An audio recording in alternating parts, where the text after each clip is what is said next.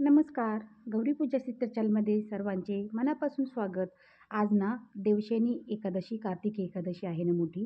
तर त्यासाठी आपण खिचडी आणि घरच्या घरी गावरान तूप बनवणार आहोत. येथे मी 2 प्रकारची खिचडी बनवली आहे. एक बारीक साबुदाणा असतो तो आणि एक आपला मोठा साबुदाणा असतो ना तो. येथे बघू शकता, येथे खूप थोडीशी बेरी निघालेली आहे तुपाची आणि एवढं 1 ते 1.5 लिटर असं मस्त असं असं एक पिवळसर असं मस्त तूप निघालेलं आहे.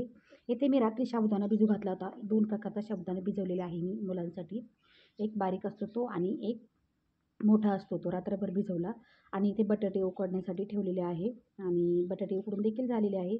आता मी बनवणार आहे घरच्या गाईंचं साईपासून जे तूप निघतं ना ते बनवणार आहे. येथे मी ना तूप 1-1.5 आठवड्याचं तूप असं साचून ठेवलं होतं फ्रीजरमध्ये आणि मिक्सरमध्ये पाणी ओतलं आणि ती साय आहे ना ती मिक्सरला फिरून घेतली. असा लोण्याचा गोळा तयार होतो. सगळं तूप काढून घेतलं आणि पातेल्यामध्ये ते बघू शकता असा लोण्याचा गोळा मस्त झालेला आहे. 2 ते 3 पाण्याने स्वच्छ धुवून घेतलेला आहे. 3 पाण्याने स्वच्छ धुतल्यानंतर त्याचं सगळं पाणी निघून जातो आणि आंबट वास देखील येत नाही आणि खराब देखील होत नाही तूप आणि जास्त दिवस टिकतं. तर असं 2 ते 3 पाण्याने स्वच्छ धुवून घेतलेला लोण्याचा गोळा आहे ना, तो आता शेगडीवर तूप कढवण्यासाठी ठेवून देऊया. तोपर्यंत आपण इकडे फराळ करून घेऊया. आता फराळ करण्यासाठी ना मी इकडे कढई तापवलेली आहे. त्यामध्ये तळणीच्या मिरच्या होत्या ना थोड्याशा तोंडी लावण्यासाठी फराळासोबत त्या तळून घेतलेल्या आहे तुपामध्ये आणि इथे मिरच्या कापून घेतलेल्या आहे. बटाटे देखील सोलून घेतलेले आहे आणि शेंगदाण्याचं कूट केलेलं आहे. तर आता आपण सुरुवातीला बारीक साबुदाणा असतो ना तो करून घ्यायचा आहे. त्यासाठी मी मिरच्या फ्राय करून घेते तेलामध्ये. मिरच्या चांगल्या थोड्याशा फ्राय झाल्या की त्याचा तिखटपणा कमी होतो आणि अजिबात दाताखाली आल्यानंतर तिखट लागत नाही. आता मी बारीक साबुदाणा आहे ना तो थोडासा परतून घ्यायचा आहे आणि तो परतल्यानंतर त्यामध्ये बटाटे आणि आपला शेंगदाण्याचा कूट असतो ना भाजलेला शेंगदाण्याचा कूट तो टाकून द्यायचा आहे आणि मिक्स करून घ्यायचं आहे.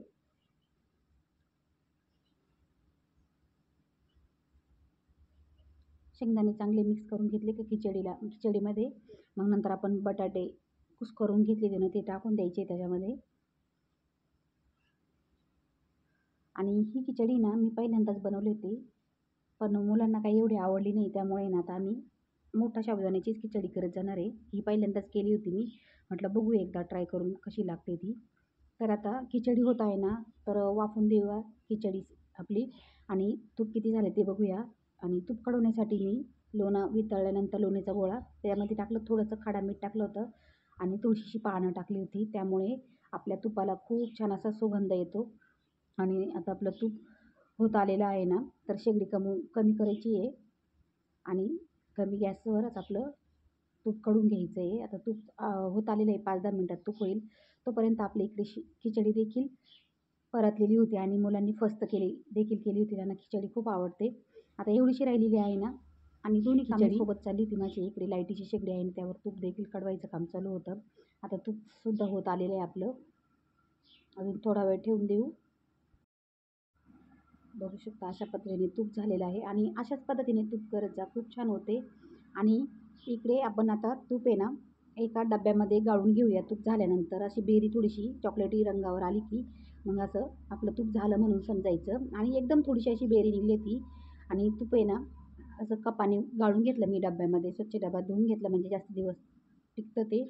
आणि ती काही खिचडी ना खाल्लेली होती ती उरली ती थोडीशी मी बाजूला काढून ठेवली आणि मोठा साबुदाणा जो भिजवलं होतं ना त्याची देखील अशी खिचडी करून घेतलेली मी.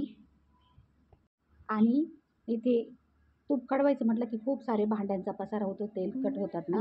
बेरी बघा किती थोडी निघाली आहे. भांडे घासण्यासाठी मी गरम पाणी केलं होतं आणि भांडे स्वच्छ धुवून घेतले आणि मोठ्या साबुदाण्याची खिचडी देखील करून घेतली. खूप छान अशी झाली होती.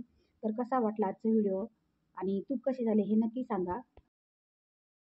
आणि व्हिडिओ जर आवडला असेल तर चॅनलला सबस्क्राईब करा. व्हिडिओ पाहिल्याबद्दल धन्यवाद आणि चॅनलला पण सबस्क्राईब करा.